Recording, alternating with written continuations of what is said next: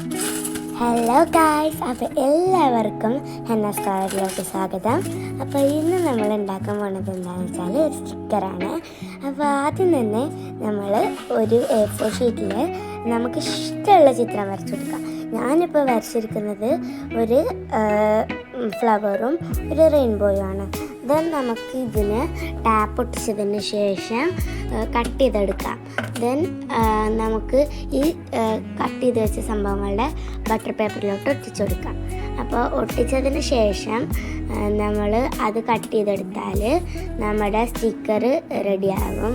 അപ്പോൾ ഇത് കട്ട് ചെയ്ത് കഴിഞ്ഞ് നമ്മളെ സ്റ്റിക്കർ ഇപ്പോൾ റെഡിയായി. നമുക്ക് ഒന്ന് ഒട്ടിച്ച് നോക്കാം. ഞാൻ ആദ്യമായിട്ട് സ്റ്റിക്കർ ഉണ്ടാക്കിയതിൽ സക്സസ് ആയത് ഇതാണ്. അപ്പോൾ നമുക്ക് ഒട്ടിച്ച് നോക്കുമ്പോഴാണെങ്കിൽ നല്ല സ്മൂത്തായിട്ട് തന്നെ വരുന്നുണ്ട്.